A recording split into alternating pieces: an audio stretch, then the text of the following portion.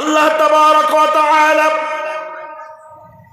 আদরের মানুষদেরকে জাহান্নামে দিতে চায় না, এজন্য জাহান্নামের সংখ্যা কমিয়ে রেখেছেন মাত্র 7টা। আল্লাহ তাআলা আপনার আমার মতন মানুষদেরকে জান্নাতে নিয়ে যাওয়ার জন্য বড় আদর করে শখ করে জান্নাত বানিয়েছেন। সংখ্যায় বেশি, সংখ্যা কয়টা? একটু জোরে আওয়াজ দিয়ে বলেন।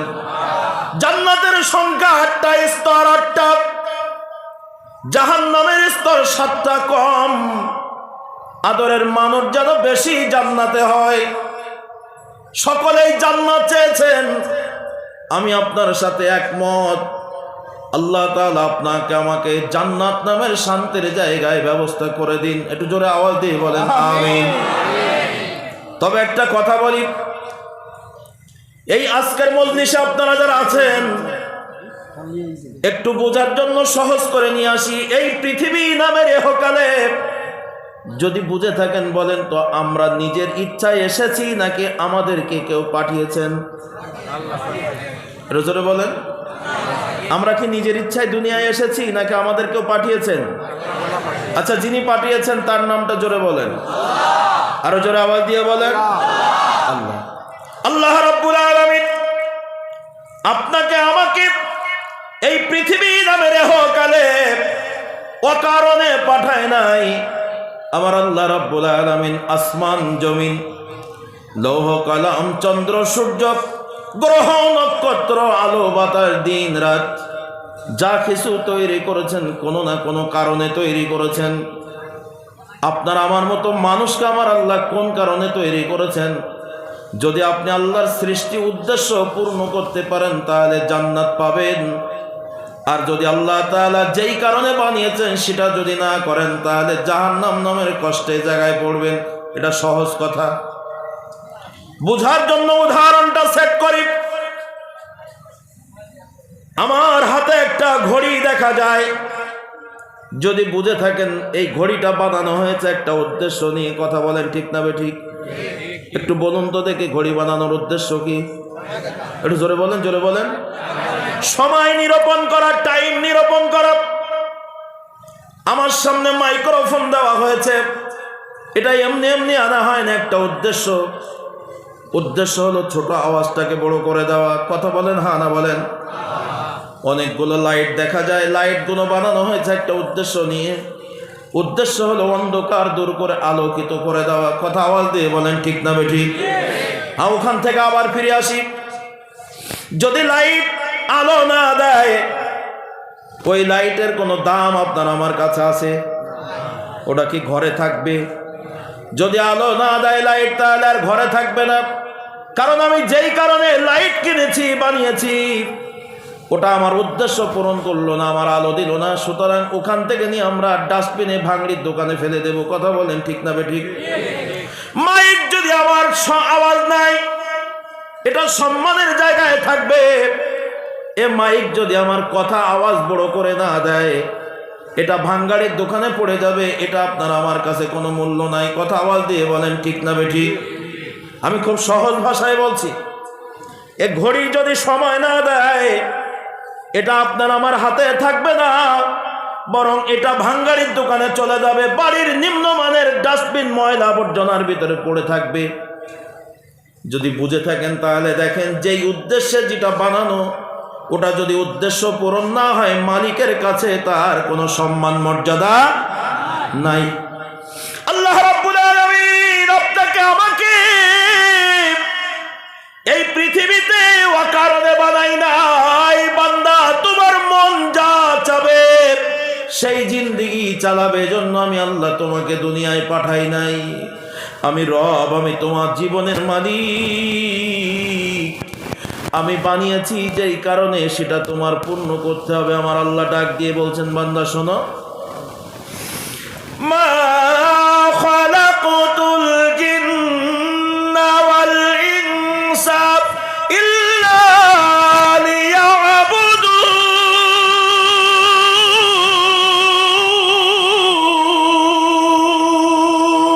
আল্লাহু আকবার।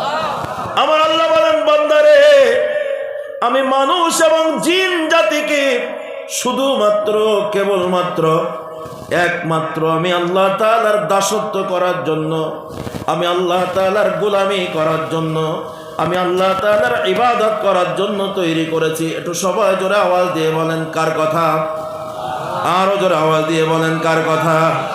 আল্লাহ বলছেন, মানুষ আমি তোমাকে বানিয়েছি একমাত্র আমি আল্লাহর গোলামি করব, আমি আল্লাহর ইবাদত করব, আমি আল্লাহর দাসত্ব করব। কিন্তু আজকের মজলিসে আপনারা যারা আছেন, আপনার বিবেকের কাঠগড়ায় দাঁড়িয়ে বিচারটা দিয়ে দিন। 24 ঘন্টার ভিতরে আপনার বিচারটা আপনি একটু করে নেন। একটা দিনের বিচার করেন, সারা জীবনের বিচার এখন করতে পারবেন না। আজকে সারাদিন আপনার রব আমার আল্লাহ যা বলেছেন সেটা করেছেন, নাকি আপনার মনে যা বলেছে নফসের খায়েশের জন্য তাই করেছেন? আমরা আল্লাহর কথা শুনি অতক্ষণ, আমাদের সুবিধা হয় যতক্ষণ। যেই অসুবিধা হয় আর আল্লাহর কথা শুনি না,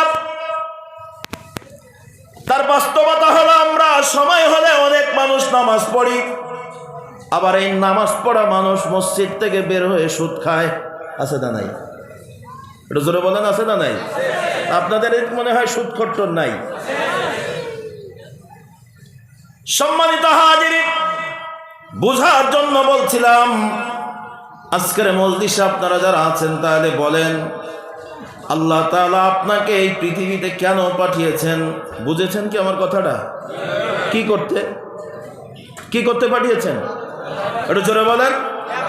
ইবাদত করতে। ইবাদত আরবি শব্দ, এর বাংলা অর্থ হলো দাসত্ব করা। অর্থাৎ আল্লাহ তাআলা যা বলেছেন 100% এক চুল পরিমাণে বরাবর যাওয়ার সুযোগ নাই। যা বলেছেন সেটাই করতে হবে। আল্লাহ তাআলার দাসত্ব আমরা কতটুকু করি বুঝার জন্য সহজ করে নিয়ে চলে যাই।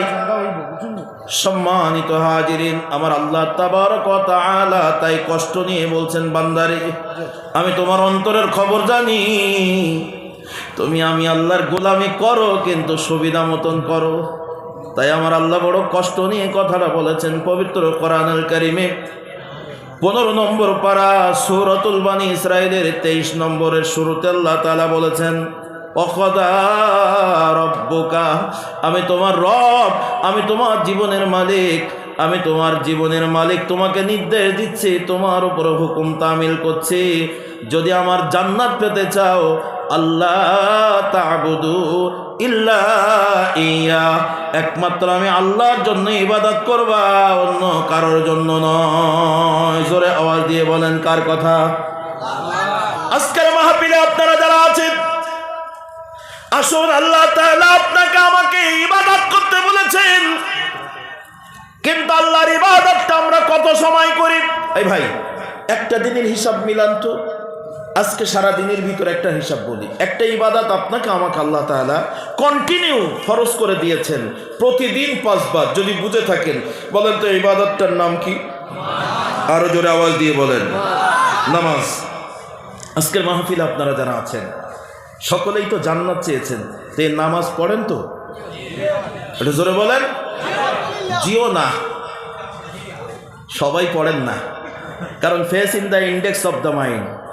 মানুষের চেহারা হলো আয়নার মতো। আপনাদের দেখে যতটুকু বুঝছি বলছেন আলহামদুলিল্লাহ, কিন্তু আমার মন বলছে সবাই নামাজ 5 ওয়াক্ত পড়েন না। মনে হয় ভুল বলে ফেললাম, এখন কথাটা সোলো হয়ে গেছে। আপনারা যারা নামাজ পড়েন না, কোন আশা নিয়ে জান্নাতের জন্য হাত উঁচু করেছেন? 1500 বছর পূর্বে আল্লাহর নবীর প্রিয় সাহাবীরা বিশ্ব নবীর কাছে জিজ্ঞাসা করেছিলেন, নবী গো, মুসলমান আর কাফেরের মধ্যে পার্থক্য কি? জান্নাতি মানুষ আর জাহান্নামী মানুষের মধ্যে পার্থক্য কি? আল্লাহর নবী টুপির কথা বলে নাই, দাড়ির কথা বলে নাই, পাগড়ির কথা বলে নাই, বংশের কথা বলে নাই। আল্লাহর নবী বলেন, বাইনাল আবদে বাইনাল কুফরি তরকুস সালাহ, মুসলমান আর কাফেরের মধ্যে পার্থক্য হলো শুধুমাত্র নামাজ। একটু সুবহানাল্লাহ বলা যায় না? তাহলে যিনি এখনো নামাজ পড়া শুরু করেন নাই, আপনি জান্নাতের আশায় বসে আছেন, এটা আপনার ব্যর্থ চেষ্টা। যদি বুঝে থাকেন আমার কথা, এক বাক্যে বলেন, জান্নাত পেতে হলে, জান্নাতে যেতে হলে নামাজ পড়া লাগবে কি লাগবে না? আরো জোরে আওয়াজ দিয়ে বলেন। এখন কিন্তু ইবলিস বলবে, দোস্ত তুই তো নামাজ পড়িস নে, হুজুর না হয় তোরে চেনে না, এলাকার লোক তো তোর চেনে, ওঠ। কি ইবলিস আপনাকে বসতে দিবে এখন? আরো জোরে আওয়াজ দিয়ে বলেন না। যদি কোনো কারণে দুনিয়ার কোনো রকম ঝামেলা, ও আর ভালো লাগছে না, কেমন একটা লাগছে, বুঝতে হবে ইবলিস বলছে দোস্ত ওঠ। আপনারা ডানি বামে খেয়াল করবেন, এটা আমি কিন্তু চিনি না। যে লোকটা উঠে যাচ্ছে ও নামাজ পড়ে কিনা দেখবেন নামাজিরা উঠবে না। রাগ করলেন না আপনারা? তাহলে জোরে আওয়াজ দিয়ে বলেন, নামাজ পড়া লাগবে কি লাগবে না? আরো জোরে আওয়াজ দিয়ে বলেন। পীর সাহেব কিবলা রহমাতুল্লাহ আলী এখানে শুয়ে আছেন। আল্লামা আজিজুর রহমান, আল্লামা আব্দুল আজিজ, আল্লামা আব্দুল আজিজ রহমাতুল্লাহ আলাইহি, ওনার কয়টা হাত ছিল মনে হয় আপনাদের? এই যে হাত দেখা যাচ্ছে, কয়টা হাত? আপনার কটা? একটু জোরে আওয়াজ দিয়ে বলেন। দুইটা। আল্লামা আজিজুর রহমান সাহেবের রহমাতুল্লাহ আলাইহির দুটো পা, আপনার দুটো পা। ওনার মাথায় চুল ছিল, আপনার মাথায় চুল। ওনার মুখেও দাড়ি ছিল, আপনার মুখেও দাড়ি। তাহলে প্রশ্ন হলো, আমরা আকৃতিগত দিক দিয়ে মানুষ, এবং হতে পারে আল্লামা আজিজুর রহমান রহমাতুল্লাহ আলাইহি আপনার চেহারা ভালো, সম্পদ বেশি, তো আপনার আমার মতন মানুষের সমাজে কোনো মূল্য নাই। আর আল্লামা আজিজুর রহমান রহমাতুল্লাহ আলাইহি, যার জন্য আজও লক্ষ কোটি মানুষের হৃদয় কান্দে, কারণ কি? কারণ হলো ওনার জীবনের শুরু থেকে শেষ পর্যন্ত হিসাব মিলিয়ে দেখবেন, ইতিহাস পড়ে দেখবেন, আল্লাহ যেই কারণে দুনিয়ায় পাঠিয়েছেন, এই ইবাদত ছাড়া অন্য কোনো কাজে উনি সময় নষ্ট করে নাই। ইবাদতে ব্যস্ত থাকার কারণে, আল্লাহর সৃষ্টি উদ্দেশ্য পূর্ণ করার কারণে পৃথিবীতে মাখলুকের কাছে দামি হয়ে গেছে। একটু জোরে বলবেন আল্লাহু আকবার।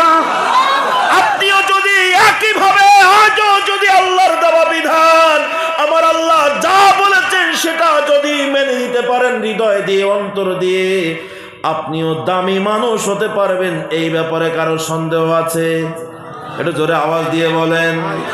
ফুলতলি রহমাতুল্লাহ আলাইহি আমাদের ফুরফুরার জমিনে ঘুমিয়ে আছেন কলিকাতাতে, মুজাদ্দিদে জামান দাদা হুজুর আবু বকর সিদ্দিক রহমাতুল্লাহ আলাইহি এত দামি মানুষ হয়েছেন কিভাবে?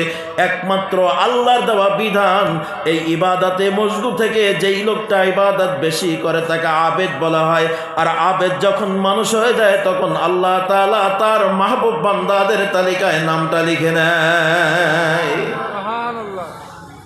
আজকের মজলিসে আপনারা যারা আছেন, সদয় অবগতির জন্য জানাই, আমি এতক্ষণ যে কথা বলেছি তার ফাইনাল কথা আবারও বলছি। তাহলে জান্নাত পেতে হলে নামাজ পড়া লাগবে কি লাগবে না?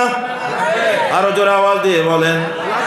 তাহলে কে কে নামাজ পড়বেন না একটু দু হাত উঁচু করে দেখান। দুজন পাওয়া গেছে, দুজন পাওয়া গেছে। তার মানে উনি আমার কথা শুনছেন তো বুঝছেন না, কি ঠিক নয় কি? হ্যাঁ, তাহলে বলেন আমরা নামাজ পড়বো তো ইনশাআল্লাহ? কার খুশির জন্য? আরো জোরে আওয়াজ দিয়ে বলেন। তাই আমার আল্লাহ ডাক দিয়ে বলছেন, মানুষে ও কদা রব্বুকা, আমি তোমার রব, আমি তোমার জীবনের মালিক, তোমার উপরে হুকুম তামিল করছে। আমার জান্নাত রেডি, কানাত লাহুম জান্নাতুল ফিরদাউসি নুজুলা, আমি জান্নাতুল ফেরদাউস তোমাদের জন্য প্রস্তুত করে রেখেছি। জান্নাতুল ফেরদাউস তাদের জন্য রেডি করে রেখেছি। কানাত মাজির সিগা, আল্লাহ তাআলা জান্নাত রেডি করে রেখেছেন নাকি পরে করবেন? একটু জোরে বলেন, জোরে বলেন। হ্যাঁ, আমরা যেই জান্নাত চেয়েছি ওটা প্রস্তুত করা আছে। বান্দা মারা যাওয়ার পরে তোমার আবাসস্থান জান্নাতে হোক, এই মর্মে আমি আল্লাহ তোমাকে নির্দেশ দিচ্ছি, আমার জান্নাত যদি পেতে চাও আল্লাহ তা'বুদু ইল্লা ইয়া, একমাত্র আমি আল্লাহর জন্য ইবাদত করবা, অন্য কারোর জন্য করবা না। আমার আল্লাহ আল্লাহ তা'বুদু বলে ছেড়ে দিতে পারতেন, কিন্তু আমার আল্লাহ কেন বললেন ইল্লা ইয়াহু, অন্য কারোর জন্য করবা না? তার মানে হলো পৃথিবীতে অনেক মানুষ আছে তারা ইবাদত করে, বাহ্যিকভাবে দেখা যায়, কিন্তু তাদের এই ভালো কাজগুলো, তাদের এই নামাজ, তাদের রোজা, তাদের হজ, তাদের যাকাত, তাদের দান সদকা, অনেক আমল আছে, অনেক ভালো কাজ আছে যেগুলো আল্লাহর সন্তুষ্টির জন্য হয় না, ওগুলো মানুষের খুশির জন্য হয়। নামাজের ব্যাপারে আমার আল্লাহ তাআলা বলছেন পবিত্র কোরআনুল কারীমের সূরাতুন নিসা 143 নম্বর আয়াতে আমার আল্লাহ বলেন, ওয়াইদা কামু ইলাস সালাতি কামু কুসালা ইউরাউনান নাস।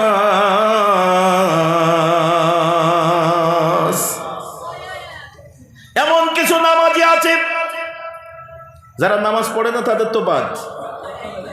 এমন কিছু নামাজি আছে তারা নামাজ পড়ে কিন্তু শৈথিল্যতার সাথে নামাজ পড়ে, অলসতার সাথে নামাজ পড়ে, মন চাইলে পড়ে না, চাইলে পড়ে না, ফজরে পড়ে না, জোহর পড়ে, জোহর পড়ে না, আসর পড়ে, পরিবেশ পড়লো তো নামাজ পড়লো, পরিবেশ মিলল না তো নামাজ পড়লো না। আমার আল্লাহ বলছেন ইউরাউনান নাস, ওরা নামাজ পড়ে আসলে লোক দেখানোর জন্য। জোরে আওয়াজ দিয়ে বলেন কার কথা? আরো জোরে আওয়াজ দিয়ে বলেন কার কথা? আজকের মজলিসে আপনারা যারা আছেন, আমি জিজ্ঞাসা করেছিলাম আপনারা নামাজ পড়েন তো? আপনারা বললেন জি। আমি আপনাদের সপক্ষে যারা জি বলেছেন নামাজ পড়েন, দেখেন তো এই রোগটা আপনাদের মধ্যে আছে কিনা।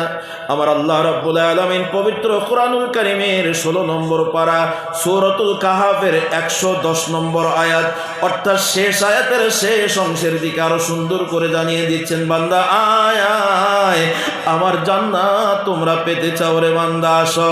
ফামান কানা ইয়ারজু লিকা রাব্বিহি ফালইআমাল আমালান সালিহা ওয়ালা ইউশরিক বিইবাদাতি রাব্বিহি আহাদা। আল্লাহু আকবার। আল্লাহ রাব্বুল আলামিন ডাক দিয়ে বলেন, বান্দারে আমি তোরে আদর করে বানিয়েছিলাম ফেরেশতাদের সাথে চ্যালেঞ্জ করে করে, এ বান্দা আমি তোর রব, আমি তোর জীবনের মালিক, আমি আল্লাহর সাথে যেই ব্যক্তি দিদার করতে চায়, সাক্ষাৎ করতে চায়, সাহাবায়ে কেরাম নবীকে ডাক দিয়ে বলেছিলেন, নবী গো আল্লাহর সাথে সাক্ষাৎ পাবে বান্দা কোথায়, কেমন করলে আল্লাহর সাথে দিদার পাওয়া যায়, কোথায় গেলে দিদার পাওয়া যাবে, সাক্ষাৎ পাওয়া যাবে। আমার নবী ডাক দিয়ে বলেন, হে আমার উম্মতেরা রে, কিয়ামতের ময়দানে বিচার ফয়সালা যখন শেষ হয়ে যাবে, কর্মের কারণে একদল মানুষ জান্নাতি হয়ে যাবে, কর্মের কারণে একদল মানুষ জাহান্নামী হয়ে যাবে।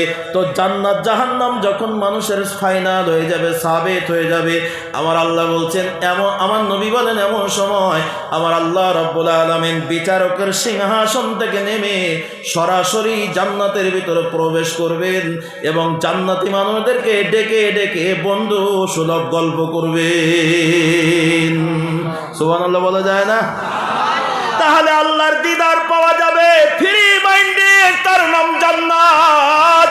আমার আল্লাহ ডাক দিয়ে বলছেন, ফামান কানা ইয়ারজু লিকা রাব্বিহি, এ বান্দা আয় আয়, আমি তোর রব, আমার দিদার যদি তোরা পেতে চাস, মুফাসসিরিনে কেরামগণ ব্যাখ্যা করেন, অর্থাৎ তোমরা যদি জান্নাত পেতে চাও তাহলে কাজ হলো ফালইআমাল আমালান সালিহা, তোমরা সব সময় আমলে সালেহ করবা, নেকির কাজ করবা, নামাজ পড়বা, রোজা রাখবা, হজ করবা, যাকাত দিবা, দান সদকা করবা, জনকল্যাণমূলক কাজ করবা, মানব সেবা করবা, যেই কাজ করলে মানুষের কল্যাণ হয় এমন কাজটা তোমরা করবা, সব সময় ভালো কাজ করবা। তবে সাবধান, তবে সাবধান, তবে সাবধান, ওয়ালা ইউশরিক বিইবাদাতি রাব্বিহি আহাদা, এই ইবাদতের ক্ষেত্রে নেকির কাজ যেটাই করবা, যেই কাজ করলে তোমার সওয়াব হবে, ভালো কাজ যেটা করবা খুব সাবধানে করবা। এই ভালো কাজটা যেন আমি আল্লাহকে বাদ দিয়া অন্য কারোর খুশির জন্য না হয়। একটু সবাই জোরে আওয়াজ দিয়ে বলেন আল্লাহু আকবার। আমি এটার নীতি কথা বলছি, এখন একটা প্র্যাকটিক্যাল কথা বলি। আমাদের সমাজে কিছু নামাজি আছে, রোজাদার আছে, হাজি আছে, দানবীর আছে। আমি সকলের উদ্দেশ্যে আল্লাহ নবীর জবানের একটা কথা বলি। নবী ১৫০০ বছর পূর্বে বলছেন, আমার উম্মত সাবধান, কিয়ামতের ময়দান যেদিন কায়েম হয়ে যাবে, এক শ্রেণীর দুনিয়ার নামাজিদের নামাজগুলো আমার আল্লাহ কবুল না করে পেন্ডিং রেখে দিয়েছেন। ওই নামাজগুলো কিয়ামতের ময়দানে ওই নামাজিদের মুখে ছুঁড়ে ছুঁড়ে মেরে দিবেন। এক শ্রেণীর হাজী সাহেবদের হজ আমার আল্লাহর কাছে কবুল হবে না, ওই হজগুলো কিয়ামতের ময়দানে আমার আল্লাহ বান্দার মুখে ছুঁড়ে ছুঁড়ে মেরে দিবেন। এক শ্রেণীর দানবীরদের দানগুলো আল্লাহর কাছে কবুল হবে না, বরং কিয়ামতের দিন ওই দানের সম্পদগুলো বান্দার মুখে ছুঁড়ে ছুঁড়ে মেরে দিবেন। বান্দা আফসোস করে বলবে, রব্বুল আলামিন, আমি বড় কষ্ট করে দান করেছিলাম, আমি হজ করেছিলাম, আমি যাকাত দিয়েছিলাম, আমি নামাজ পড়েছিলাম, আজকে আমার এই ভালো কাজটা কেন আমার মুখে ছুঁড়ে মারা হলো? শুরুতেই বলেছে, আমার আল্লাহ স্পষ্ট করে বলে দিয়েছেন, আল্লাহু আলিমুম বিজাতিস সুদূর। আল্লাহ তাআলা বলেন, বান্দা আমি তোমার অন্তরের খবর জানি। আল্লাহ ডাক দিয়ে বলবেন, বান্দা রে, তুমি নামাজ পড়েছিলে লোক দেখানোর জন্য, আমি আল্লাহকে খুশি করার জন্য না। তুমি দান করেছিলে বাহবা পাওয়ার জন্য, আমি আল্লাহকে খুশি করার জন্য না। তাই আমি আল্লাহকে খুশি করা বাদ দিয়া দুনিয়ার মানুষের খুশি করার জন্য যত ভালো কাজ করেছো, সেই মানুষের কাছ থেকে তুমি বাহবা পেয়েছো, মানুষের কাছ থেকে তুমি সাধুবাদ পেয়েছো। মানুষ তোমাকে হাজী বলে ডেকেছে, মানুষ তোমাকে দানবীর বলে, মানুষ তোমাকে খুব সম্মান মর্যাদার চোখে দেখেছে, কিন্তু আমি তোমার অন্তরের খবর জানি। তাই তোমার অন্তরের বিশুদ্ধতা না থাকার কারণে তোমার এই ভালো কাজটা আমি আল্লাহর দরবারে গ্রহণযোগ্য হয় নাই।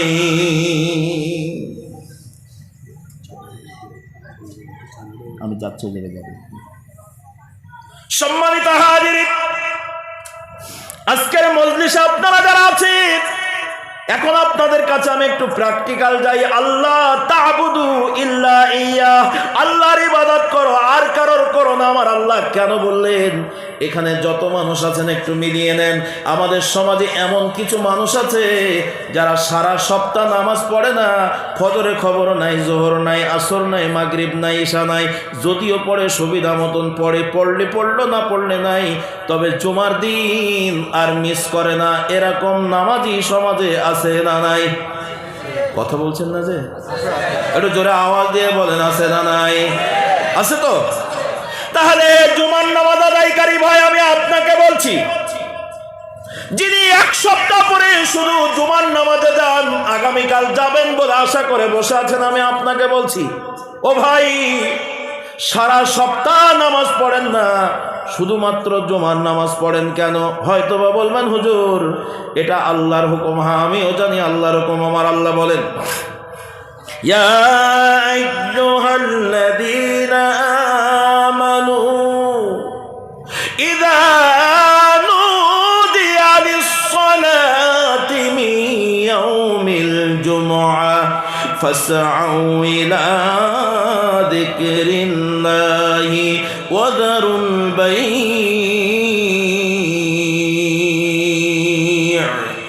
আল্লাহ তাবারক ওয়া তাআলা বলেন, ঈমানদারেরা, যখন জুমার আজান হয়ে যায় তখন তোমরা ক্রয় বিক্রয়, ব্যবসা বাণিজ্য, দুনিয়ার সব কাজ ফেলে রেখে আমি আল্লাহর জিকিরে শামিল হয়ে যাও। এখানে জিকির শব্দের অর্থ হলো জুমার নামাজ। একটু সুবহানাল্লাহ বলবেন না? তো জুমার নামাজ পড়তে এসেছেন, বাহ বাহ, খুব ভালো কাজ করেছেন, না আসার চেয়ে ভালো কাজ করেছেন। সারা সপ্তাহ কার্তিক বাবুর মতন ঘুরেছেন, এক ওয়াক্ত নামাজকে মূল্যায়ন করেন নাই। মুসলমানের ঘরে জন্ম নিয়েছেন, নামাজের খবর নাই, নিজেকে মুসলমান পরিচয় দেন, লজ্জাও করে না। জুমার দিন মসজিদে আপনি কেন আসলেন আমার জানতে মন চায়। আপনি যদি বলেন আল্লাহর সন্তুষ্টির জন্য, আল্লাহর হুকুম তাই এসেছেন, আল্লাহর হুকুম আমি বিশ্বাস করি, কিন্তু আল্লাহ জুমার নামাজ পড়ার জন্য হুকুম করলেন একবার, আর প্রতিদিন কন্টিনিউ 5 ওয়াক্ত নামাজ পড়ার জন্য আমার আল্লাহ হুকুম করেছেন, 1 নয় 2 নয়, প্রত্যক্ষ পরোক্ষ 82 বার। যদি বুঝে থাকেন কোনো একটা বিষয়কে, হুজুর আমাকে একটা বিষয় একবার বলেছেন, এটার যত দাম, ঠিক ওই বিষয়টা যদি 5 বার বলে, তাহলে বলেন তো দাম, মর্যাদা, ওই কথার গুরুত্ব বাড়ে না কমে? একটু জোরে আওয়াজ দিয়ে বলেন। আল্লাহর নামাজ পড়তে একবার বললেই ফরজ হয়ে যেত, পড়াই লাগতো, কিন্তু এতবার বলার উদ্দেশ্য কি?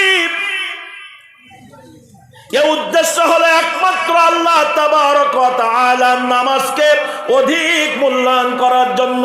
অধিক মূল্যায়ন করবে বান্দা।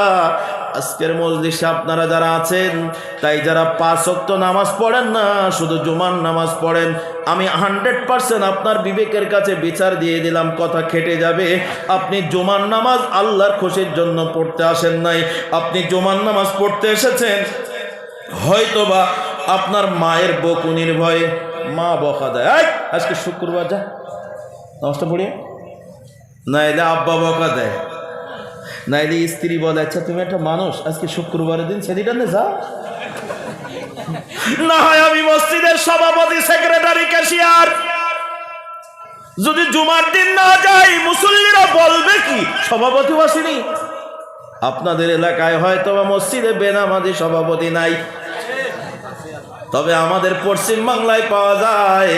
বর্তমান সময়ে সমাজের প্রভাব প্রতিপত্তি আছে যার, রাজনৈতিক ব্যানার আছে যার, সম্পদ আছে যার, টাকা আছে যার, মসজিদ মাদ্রাসার কমিটির সভাপতি সেক্রেটারি দিতে হবে তার। কথা বলেন ঠিক না বেঠিক? 100 বছর আগে আল্লামা শেখ সাদী রহমাতুল্লাহ আলাইহি বলেছিলেন, বিড়াল রাজা কুকুর মন্ত্রী দূর যদি হয় কিরানি, সেই জাতির 12 বাজবে, এটা আমরা সবাই জানি। আজকের মজলিসে যারা আছেন কষ্ট নিবেন না। তাহলে জুমার নামাজ আল্লাহর খুশির জন্য হলো না দুনিয়ার অন্য কারোর খুশির জন্য হলো? জোরে বলেন।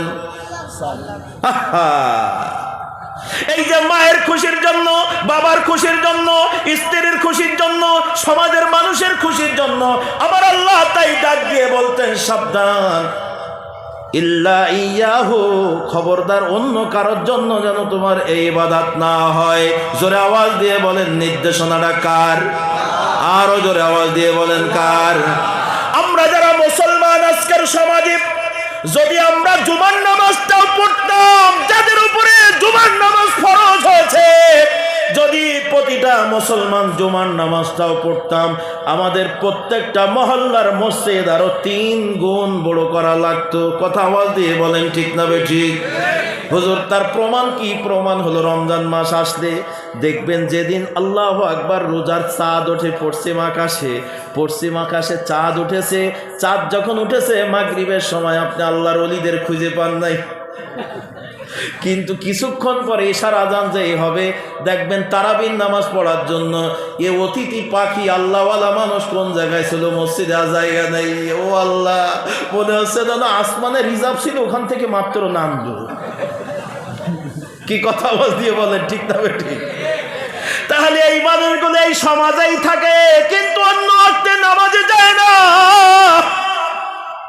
তাই আমার আল্লাহ কষ্ট নিয়ে বলছেন, আল্লাহ তা'বুদু ওয়া কাযা রাব্বুকা, আমি তোমার জীবনের মালিক, আমি তোমার মরণের মালিক, আমি তোমার হায়াতের মালিক, তোমাকে হুকুম করছি আল্লাহ তা'বুদু, একমাত্র আমি আল্লাহর জন্য ইবাদত করবা, ইল্লা ইয়াহু, বাবার জন্য না, ভাইয়ের জন্য না, দাদার জন্য না, বন্ধুর জন্য না, দুনিয়ার কারোর খুশির জন্য তুমি ইবাদত করবা না।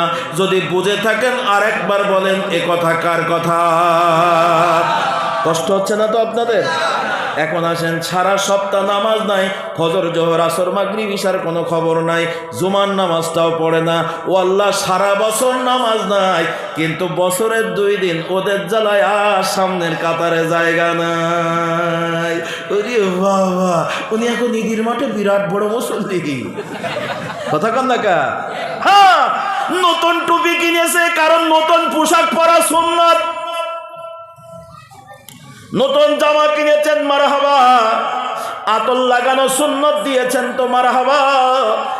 হুজুররা বলেছে, আল্লাহর নবী বলেছেন, ঈদুল ফিতরের দিন আগে খেয়ে যাওয়া সুন্নাত, তাই আগে মিষ্টি খেয়ে গেছেন, সুন্নতের আমল করেছেন, মারহাবা। এই ঈদের মাঠে আসা ভাই, 1 মিনিট কল্পনার জগতে চলে যান। মনে করেন আপনারা সবাই এখন ঈদগার মাঠে আছেন, আমি ইমাম সাহেব হিসেবে আপনাকে জিজ্ঞাসা করছি, আচ্ছা আপনাদের এলাকায় ঈদের নামাজ সকালে হয় না বিকেলে হয়? এদিকে সকালে হয়, তা আমাদের ওইদিকে সকালে হয়, কলকাতায়ও সকালে। আচ্ছা, ঈদের নামাজ আমাদের ওখানে আমরা 2 রাকাত পড়ি, আপনাদের এদিক কয় রাকাত? আরে হানা বলেন না, 2 রাকাত নেই, তাহলে তো মিলে যাচ্ছে আমার সাথে। তাকান, ঈদের নামাজ 2 রাকাত এবং পড়ি সকাল ইমদাদ দুহার আগে। সম্মানিত হাজিরিন, আর একটা মাসালা জিজ্ঞাসা করি, ঈদের নামাজ পড়া ফরজ, ওয়াজিব, সুন্নাত না নফল? আসতে বলছেন কেন? বলবেন হুজুর অনেকদিন পড়িনি, মনে নেই। এর জোরে আওয়াজ দিয়ে বলেন, ঈদের নামাজ পড়া কি ওয়াজিব? মাশাআল্লাহ, তাহলে আমার সাথে মাসলাই মিলে গেছে। এখন আমি বলছি, ঈদের নামাজ পড়া ওয়াজিব, সকালে 2 রাকাত, সব ঠিক আছে। ঈদের নামাজ পড়া ভাই, আমি আপনাকে বলছি, ঈদের নামাজ পড়া ওয়াজিব। এসেছেন তো ভালো কাজ করেছেন, তো ওই দিন কি ফজরের নামাজ পড়া মুস্তাহাব ছিল? আরে হানা বলেন না, ফজরের নামাজ পড়ো না, ঈদের মাঠে আসলে কেন চিটার?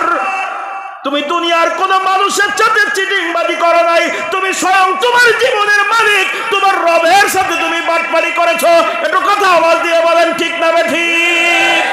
তোমার মাথায় টুপি, নতুন জামা, এটা দিয়ে তুমি জান্নাত পাবা না, এটা দিয়ে তুমি পাবা না। ঈদের ময়দানে তুমি আল্লাহর খুশির জন্য ঈদের নামাজ পড়তে আসো নাই। কথা আওয়াজ দিয়ে বলেন, ঠিক না বেঠিক? বোঝার জন্য সহজ করে নিয়ে চলে আসি, লম্বা করব না। তাহলে কেন ঈদের নামাজ পড়তে এসেছেন? আমার সাথে হয়তো বা আপনি একমত হয়ে যাবেন, কারণ আমি কোরআন অ্যান্ড সায়েন্সের একটা ছাত্র। কোরআন থেকে সায়েন্সের গবেষণা করে মানুষের তাত্ত্বিকভাবে লেখাপড়া করার এই ব্যাপারে আমি এখন একজন ছাত্র মাত্র, আপনাদের কাছে হাত পেতেছি। শুনুন, আপনি সারা বছর নামাজ পড়েন নাই, ঈদের মাঠে গোটা গ্রামের একজন মানুষও মিস থাকে না, যদিও জামাত পায় না, তারপরও দেখা যায় দৌড়ায়। কতক্ষণ ঠিক না বেশি? ও ভাই, ঈদের নামাজ পড়লেন কেন কেন কেন?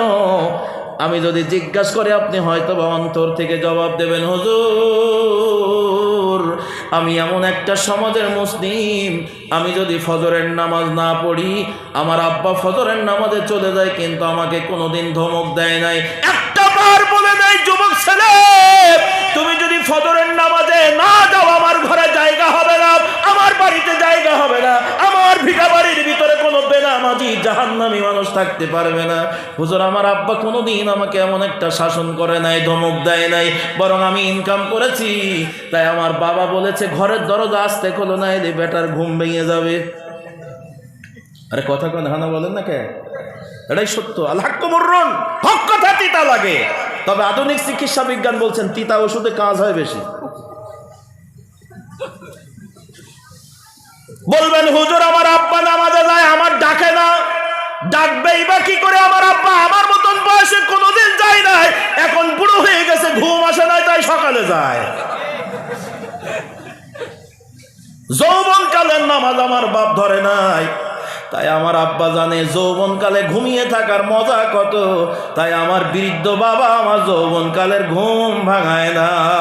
হুজুর আপনি জানেন না আমার মা কোনোদিন আমাকে সন্তান বলা বন্ধ করে দেয় না। আমি যদি অক্তীয় নামাজ 5 ওয়াক্ত না পড়ে আমার স্ত্রী কোনোদিন আমার ঘর ছেড়ে চলে যায় নাই। আমার শ্বশুর কোনোদিন বলে নাই তুমি বেটা নামাজ পড়ো না, তোমার কাছে আমার মেয়ে রাখবো না, আমার মেয়ে ছাড়িয়ে নেব। আমার সন্তান কোনোদিন আমি বেনামাজি হওয়ার কারণে আমাকে আব্বা বলা বন্ধ করে নাই। আমি সমাজের ভিতরে বসবাস করি, সমাজের মানুষ কোনোদিন বলে নাই ওই লোকটা নামাজ পড়ে না, আমার সমাজের কোনো স্বার্থ তাকে দেওয়া হবে না। কষ্ট হচ্ছে আপনাদের? আমার পরিবার, আমার সমাজ, আমার পৃথিবী, আমি 5 ওয়াক্ত নামাজ না পড়লে আমাকে কেউ ঘৃণা করে নাই। হুজুর জুমার নামাজ যখন পড়ি নাই একটা বার সমাজের মানুষ আমাকে অবহেলার চোখে দেখে নাই। কেউ বলে নাই ওই লোকটা জুমার নামাজ পড়ে না, বিয়ের দিন তারে আর দাওয়াত দেওয়া যাবে না, এই লোকটা জুমার নামাজ পড়ে না, এলাকায় মসজিদে যখন কাজ করা হবে কোনো বেনামাজের টাকা পয়সা নেওয়া হবে না, এই লোকটা নামাজ পড়ে না, রমজান মাসে তো আর ইফতারি মসজিদে নেওয়া হবে না। এরকম শাসন যদি করা হতো তাহলে পরিবেশগত কারণে আমার মন হয়তো পরিবর্তন হয়ে জুমার নামাজে যেত, কিন্তু হুজুর তা হয়নি। যে কারণে 5 ওয়াক্তের খবর নাই, জুমার নামাজের খবর নাই। কিন্তু হুজুর আপনাকে আমাকে আক্কেল দেওয়ার জন্য ঈদের মাঠে কেন আসলাম জিজ্ঞাসা করছেন। শোনেন হুজুর, যদি ঈদের দিন না আসি আমার আব্বা বকবে, আমার মা বলবে বেটা আজকে ঈদের দিন, স্ত্রী আমার উঠিয়ে দেবে তাড়াতাড়ি ওঠো 7:30 ঈদের নামাজ। সন্তান বলবে আব্বা চলো একসাথে যাই ঈদের মাঠে। পাড়া প্রতিবেশী বলবে তুই তো মানুষ না, ঈদের মাঠে ওকে দিবি। গোটা সমাজের মানুষ খারাপ বলবে। হুজুর আমি এ কথা হিসাব করে আমার বাড়ি থেকে শুরু করে গোটা সমাজের মানুষের দিকে তাকিয়ে দেখলাম এই ঈদের নামাজ না পড়লে আমার অপমানিত হওয়া লাগবে, দফায় দফায় মানুষ আমাকে সারাদিন প্রশ্ন করবে। তাই আমি এই বিপদ থেকে বাঁচার জন্য সারা বছর পরে ঈদের নামাজ আর মিস করি না। একটু সবাই জোরে আওয়াজ দিয়ে বলেন ঠিক না বেঠিক? অবুঝমন কার লাগিয়া কান্দ দিবারাতি, ভেবে দেখো কেউ হবে না, ভেবে দেখো কেউ হবে না তোমার সঙ্গের সাথী। কার পিছনে তুমি ছুটছো দিবারাতি,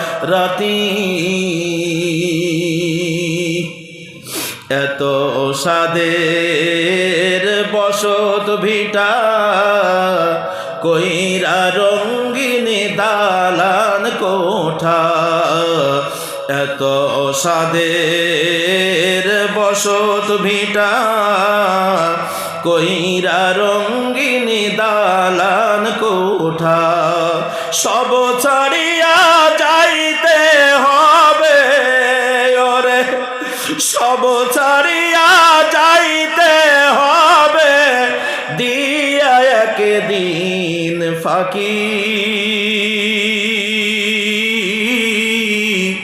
কার পিছনে তুমি ছুটছো দিবারাতি,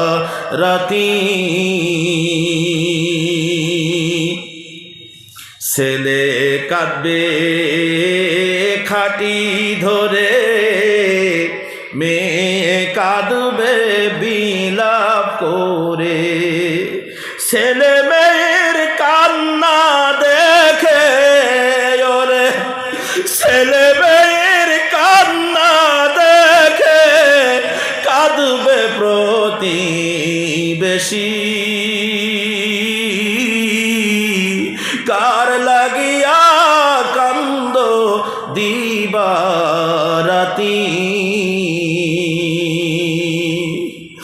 আমার আমার বইলা যারে ভাবছ সারাক্ষণ, আসলে যে কেউ নয় তারা, কেউ নয় রে আপন, আপন আপন বইলা যারে ভাবছ সারাক্ষণ, আসলে যে কেউ নয় তারা, কেউ নয় রে আপন। তুমি না হয় কাল বুঝবে একদিন রে,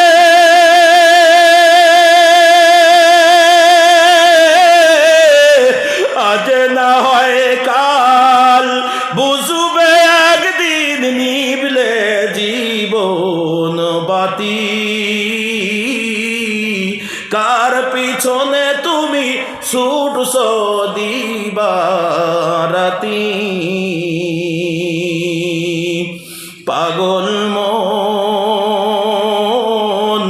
কার লাগিয়া কান্দ দিবারাতি, ভেবে দেখো কেউ হবে না, ভেবে দেখো কেউ হবে না কবর দেশের সাথী, কার লাগিয়া কান্দ দিবারাতি। আমার ভাইজান, আমি গুনাহগার, আপনাদের কাছে দুহাত ধরে অনুরোধ করে চলে যাই, তাই জীবনে যত সময় বেঁচে থাকবেন একটি মুহূর্তের জন্য আল্লাহকে খুশি করা বাদ দিয়া দুনিয়ার কোনো মানুষের খুশির জন্য যেন আমাদের ভালো কাজ না হয়। কারোর কখনো উপকার যখন করব অবশ্যই এটা আল্লাহ তাআলার সন্তুষ্টি তার ভিতরে রেখেই দেব, নিয়াতের বিশুদ্ধতা থাকবে তো ইনশাআল্লাহ। একটু জোরে আওয়াজ দিয়ে বলেন, থাকবে তো ইনশাআল্লাহ।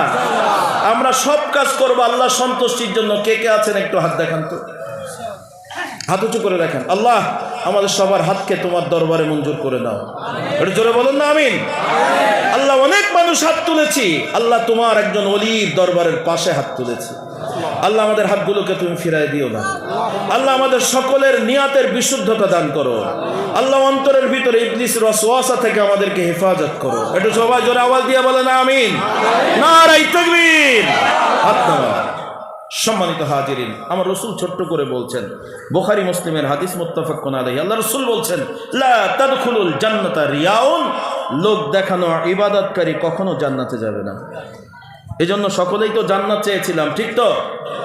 সবাই জান্নাত চেয়েছিলাম, এখন আসি তো সে নাকি জান্নাত চান না? তাই লাস্ট টাইমে দেখি হুজুর এত কষ্ট করে ওসব ইবাদত বন্দেগী করতে পারবো না, জান্নাতই চাই না, এরকম কেউ আসেননি? তাহলে জান্নাত এখন নির্ভেজাল ভাবে ইবাদত করে জান্নাত পেতে চাই কে কে? দোহাত আবার আল্লাহকে দেখিয়ে দেন। আল্লাহু আকবার। আর জোরে আওয়াজ দেন আল্লাহু আকবার।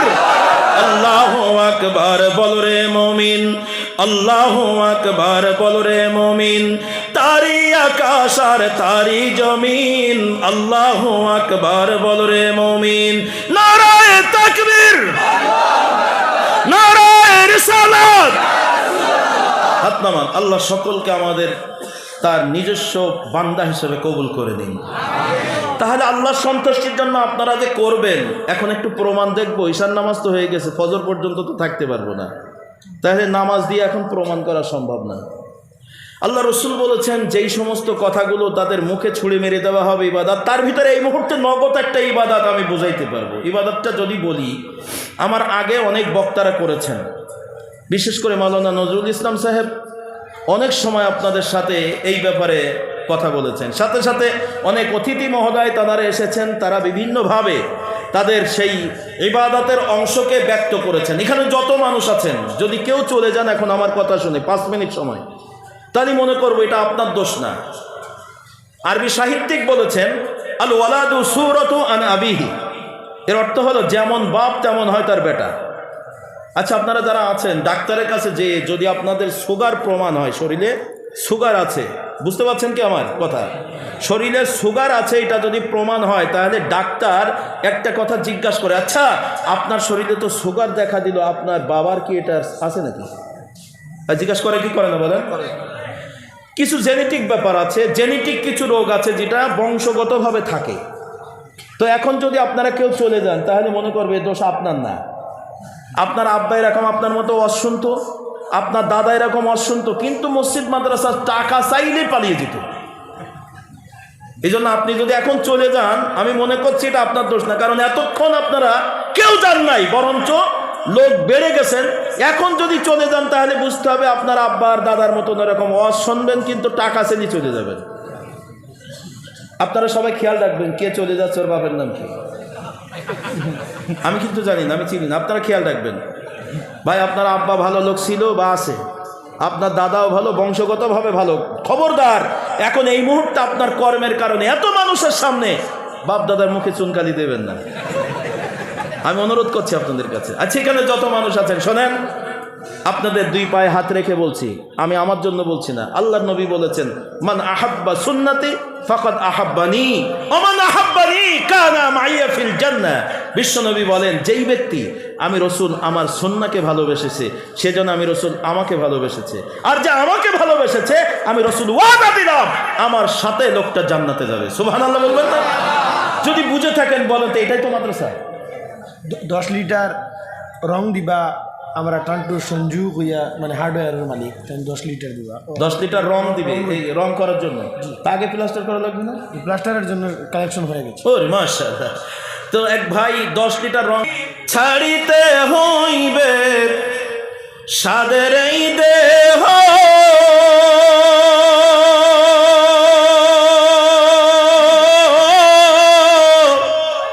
মাটিতে খাইবে শূন্য হবে জিন্দেগানি,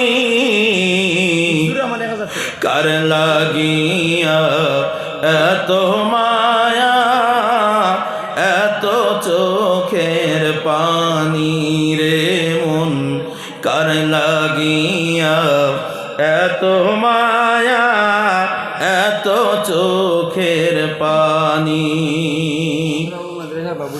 সন্ধ্যা হলে ডুবিবে বেলা, সঙ্গ হবে ভবেরি মেলা। সন্ধ্যা হলে ডুবিবে বেলা, সঙ্গ হবে ভবেরি মেলা। কেউ বা দিবে আখিরি গোসল, কেউ বা দিবে আখিরি গোসল, কেউ বা আনবে আতর দানি, কার লাগিয়া এত মায়া এত চোখের পানি রে মন, কার লাগিয়া এত মায়া এত চোখের পানি।